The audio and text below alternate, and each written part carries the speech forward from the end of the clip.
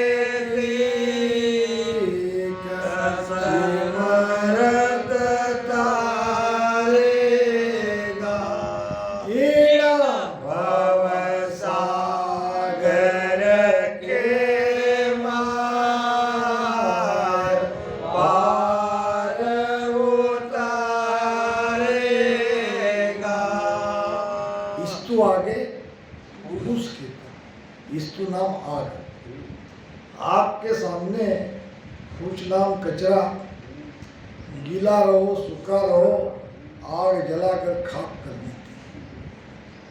इसी प्रकार शब्द के आगे हमारे कर्म खाक हो जाते हैं, पूरे जल जाते हैं।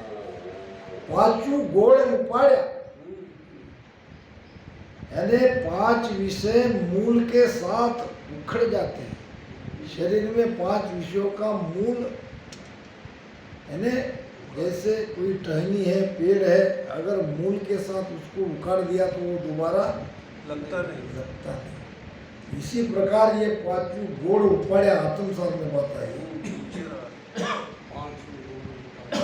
तो हमारी वासना मिट जाती है, हमारे कर्म गल जाते हैं और भरम रहता है। भरम कर्म रहन नहीं पावे, जो अग्नि सब फूस जलावे। कैसे चले जाते हैं भरम कर्म? जैसे अग्नि फूस को जला देती है। इस तो आगे फूस केता जल आगे क्या आग। अब आग कितनी भी क्यों न लगे, जल अगर आग के ऊपर डालते हैं तो आग बुझ जाती है। इसी प्रकार ये सत्संग घट में जागृत होते ही हमारे कर्म जल जाते हैं। अब कभी इसको परख के देखा क्या? हम इतना भजन कर रहे हैं, हमारे कर्म जले कि नहीं? नहीं देखा। देखो, देखना चाहिए। कैसे देखो? कहाँ है देखने की खाद चाहिए? महाराज का क्या? कर्म काट पद में मिले जब ऐसा होई। कर्म काट पद में मिले जब ऐसा होई। सुख दुख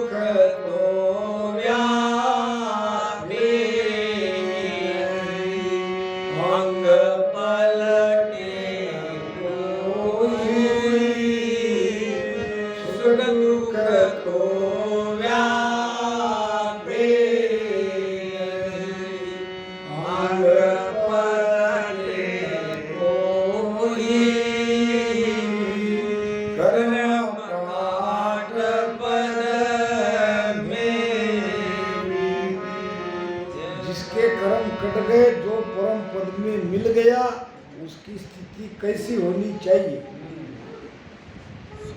यानी कैसे कहे कि हम राम राम भजन कर रहे हैं और हमारे कर्म कट गए? कटते हैं ये बात तो पक्की, मगर हमारे कटेंगे तभी तो बात सही होगी। कर्म काट पद में मिले जब ऐसा हुई, सुख दुख तो व्यापी नहीं। सुख को सुख नहीं समझते, दुख को दुख नहीं समझते, स्थित प्रज्ञ एक समान अवस्था हो जाती है। सुख में भी उसको, अब हम क्या करते हैं, सुख में तो सुखी हो जाते हैं और दुख में दुखी हो जाते, कर्म नहीं करते। हम इतना ही कहते हैं हमारा भजन ऊपर है, हम 10वें द्वार में, तुम कितने भी द्वार में रहो, मगर ये सब तुम्हारे साथ हो रहा है क्या? तुम सुख को सुख मान के बैठे हो, दुख को दुख मान के बैठे हो, सुख में राजी हो, दुख में रोते हो, तो कर्म कहाँ कटा? सुख दुख तो व्यापे नहीं, सुख दुख से परे चले जाते। नहीं तो संसार क्या करता है? माया आई तादिना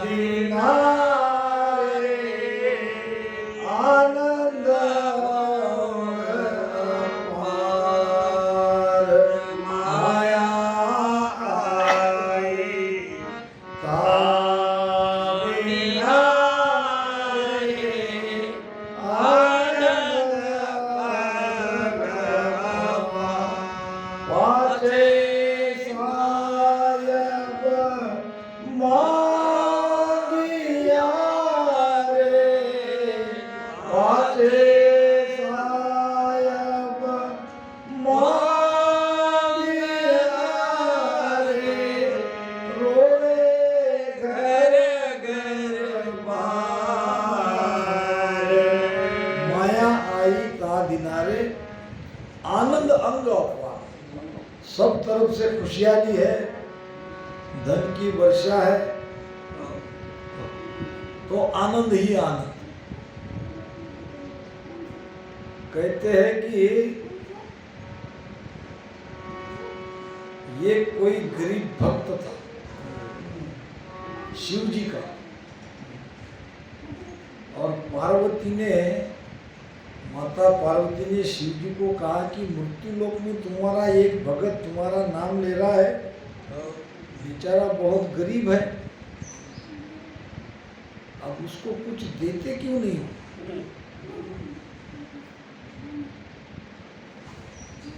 शिव जी कहने लगे वो लेगा नहीं। ऐसे कैसे ले लेगा, तुम देते नहीं हो, देने पर तो लेना ही हो। तो पार्वती को कहा तुमको क्या दूं? तो कहने लगी माता पार्वती जैसे बारिश होती है, हो रही कि नहीं बारिश, वैसे धन की बारिश इसके घर में कर दो। शिव जी ने कहा ठीक है। अब ये माता पार्वती और शिव जी जो बात कर रहे थे भगत के लिए, भगत के बारे में, धन की वर्षा के बारे में, ये एक सेठ ने सुन लिया। सेठ जी था कंजूस।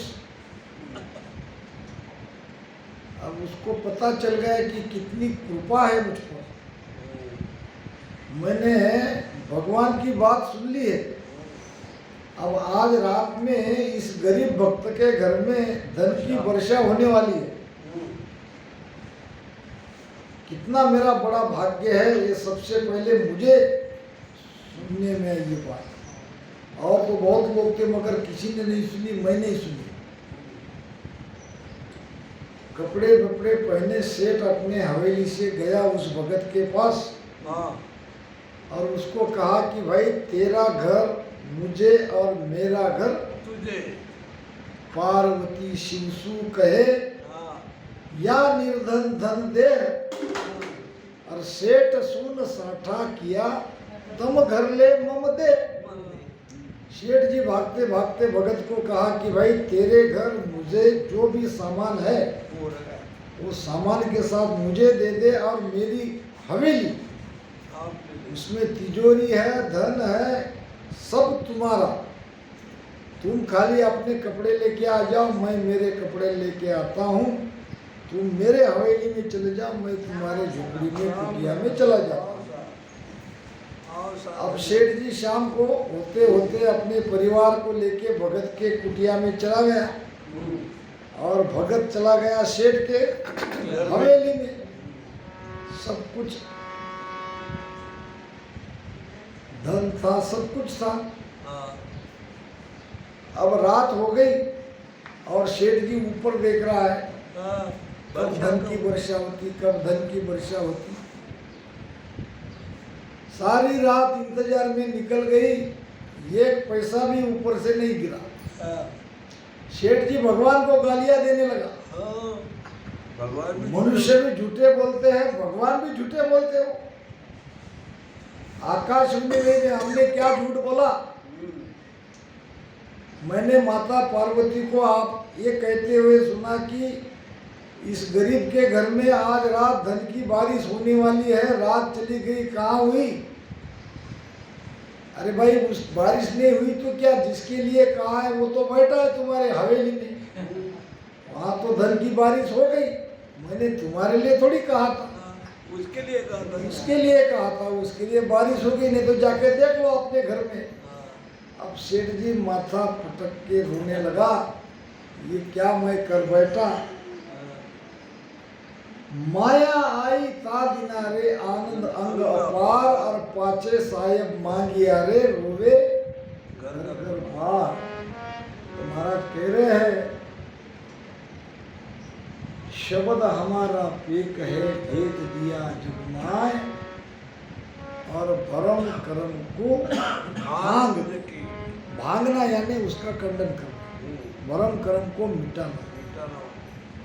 इस तो आगे फूस केता जल आगे क्या आग, यूं नाव आगे कर्म हमारा जाए इसी दिल भाग। बात कहाँ से आई थी इसको भी पकड़ के रखो। हमारा विषय चल रहा था राम राम भजन करने के बाद कर्म कटे कि नहीं कटे, ये चल रहा था। और कब कटेगी, क्या मरने के बाद कटेगी कि अभी जीते जी कटेगी? जीते जी। जीते जी अगर कट गए तो उसके लक्षण है, हाँ। उसको सुख सुख नहीं लगता, दुख दुख नहीं लगता। देख लो अपने आप को, सुख दुख सबके पीछे लगा है, वो तो चलता ही है। अगर हम सुख में सुख मानते हैं, दुख में दुख मानते हैं तो भजन करो, अभी कर्म नहीं कटे। तारा की ओड़ा कर्म कट जावे मारा भाई ना, कट जावे मारा भाई ना, राम राम बोलो रे,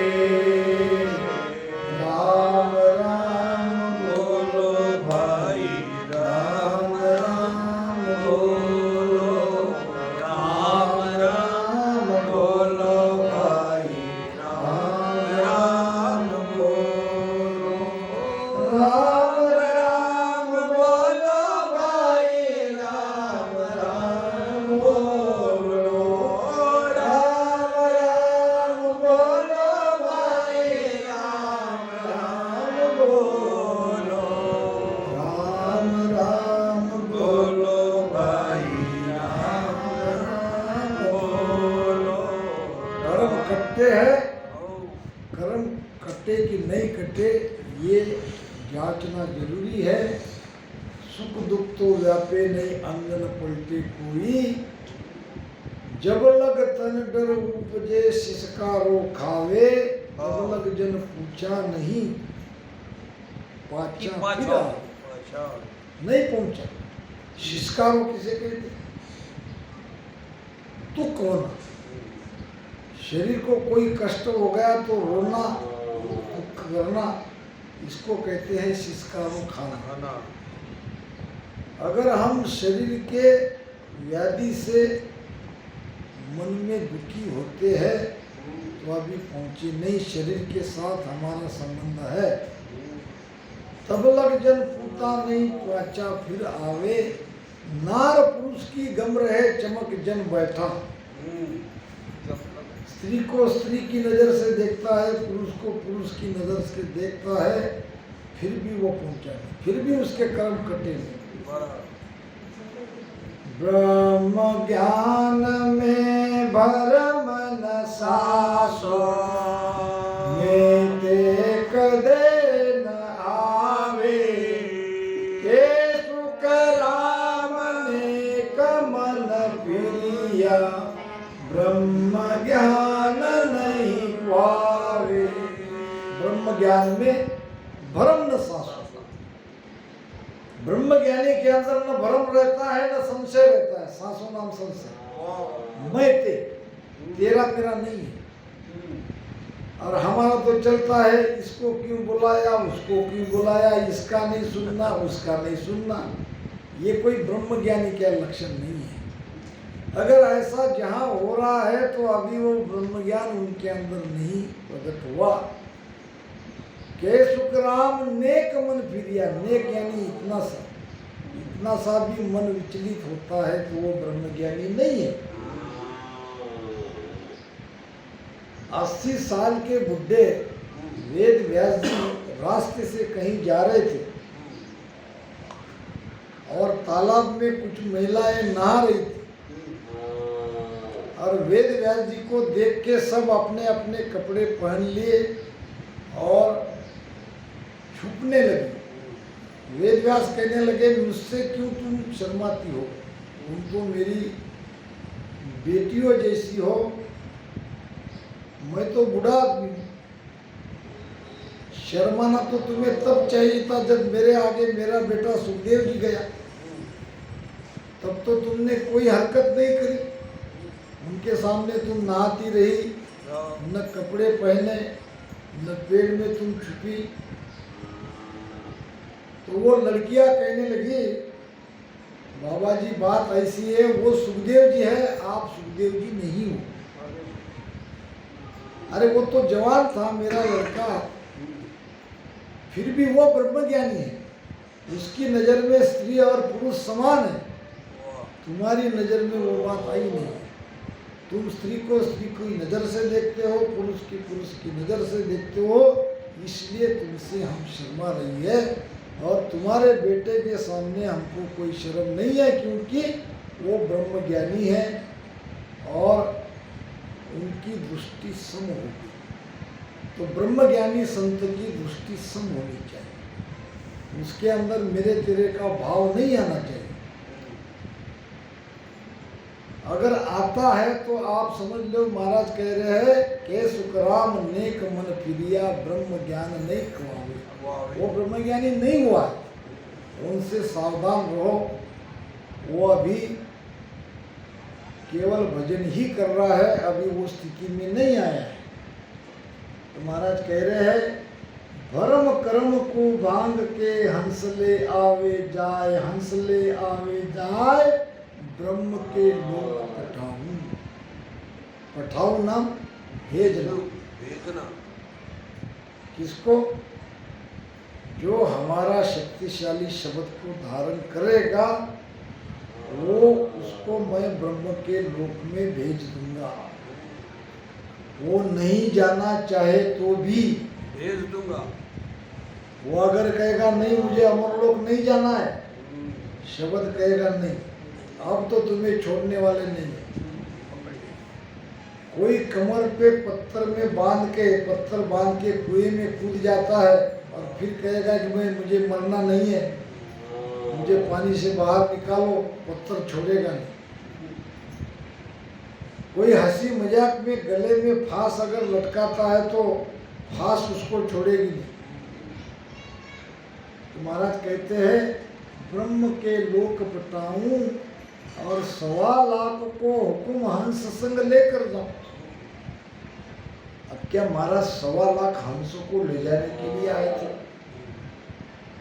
अनंत हंसा की आज्ञा मुने ताते रहूं जगमाई। फिर ये 1.25 लाख क्या है?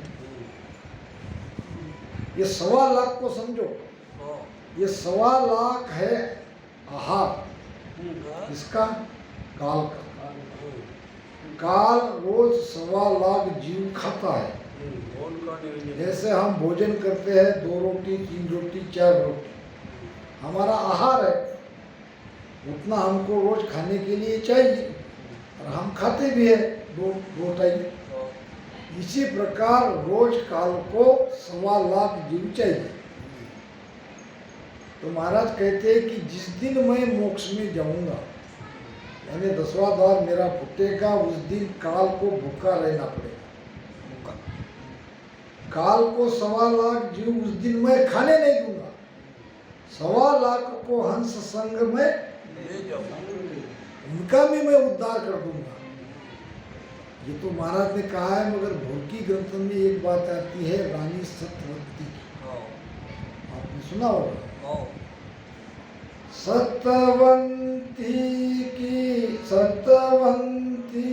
रानी की भोर की अंत पार्षद आया, उदय हस्त जेता जीव मुआ, से सब मोक सिधाया।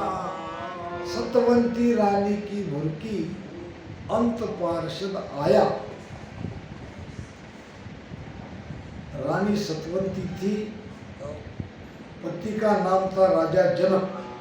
राजा जनक एक नहीं हुए, राजा जनक भी अनेक हुए।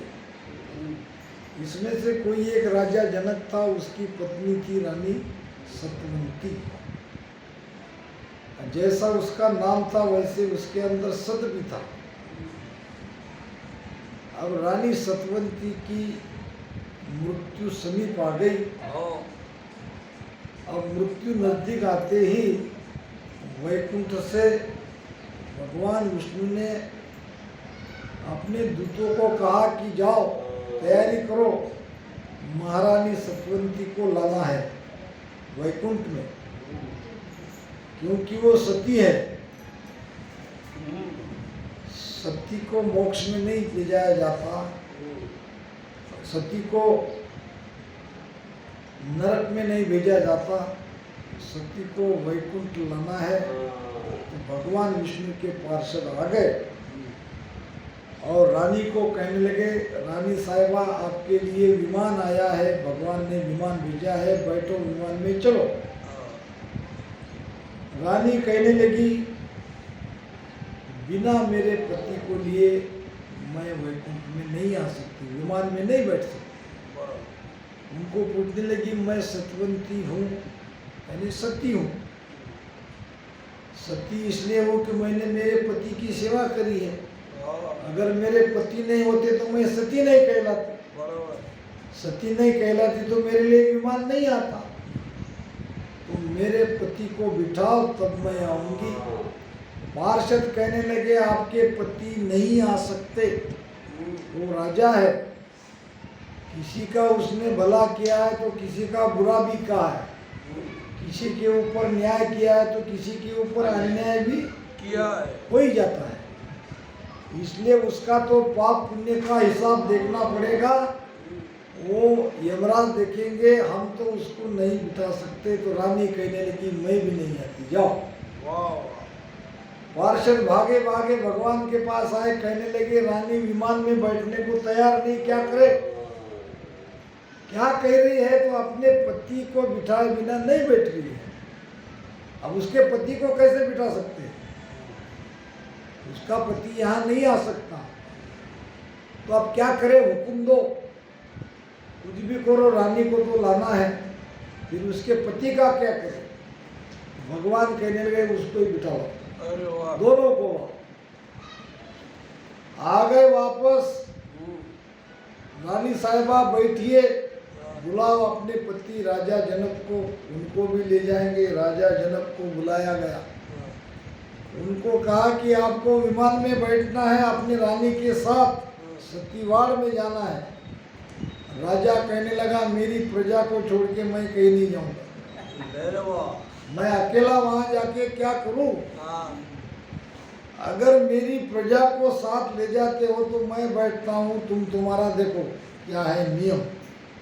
तो रानी जाने और तुम जाने। अगर मुझे ले जाना है तो मेरी प्रजा के साथ ही ले जाओ, अकेला नहीं जा सकता। वापस गए पार्षद, कहने लगे, राजा नहीं आ रहे। राजा कह रहे कि बिना प्रजा के नहीं आऊंगा। अब क्या, कैसे सारी प्रजा को ले जाए? तो फिर वहां ये तय हुआ, रानी सतवती को ये कहना पड़ा कि जो यमराज 1.25 लाख जीव रोज खाता है, आज उसको भूखा रखो। 1.25 लाख जीव का तुम तुम्हारे साथ ले जाओ, इतना ही ले जा सकते। तो सतवंती रानी की भुरकी अंत पार्षद आया, उदय अस्त जेता जीव मुआ से सब मोक। उदय से अस्त तक जितने जीव मरते हैं उस दिन वो मरे, मरना उनका तय था। इसको कहते हैं काल का खाना। तो उस दिन काल को भूखा रहना पड़ा, उसको भोजन नहीं मिला और वो सब रानी सतवंती के साथ सतीवाड़ में चले गए। महाराज वो बात कह रहे हैं, 1.25 लाख को हुकुम हंस संग लेकर जाओ। उस दिन भी ऐसी बात हुई। महाराज ने जब रिचोला में 10वां द्वार फोड़ा और उस दिन 1.25 लाख जो काल ले जाने वाला था, काल को नहीं मिले, काल भूखा रहा। सुखराम दास फटकार कहे, यानी ताकीद देकर कह रहे, जोर देकर कह रहे, इनमें फेरना सार, इसमें कोई फेरफार नहीं है। मैं जोर देके कह रहा हूँ, आपके अंदर अगर सत्संग जागरूक हुआ तो आप उस देश में जाओगे ही जाओगे। ये बात महाराज फटकार करने जोर देकर कर रहे हैं। सच्ची बात कहने के लिए जोर देना पड़ता है, लोग मानते नहीं। अगर उस बात में वजन है, जोर है, तो लोगों को लगा इतनी ताकत से बोल रहे, बात सत्य होनी चाहिए। सुखराम दास फटकार कहे, तिन में कसर न खाए, और शब्द हमारा पेट है, भेद दिया जगमाए।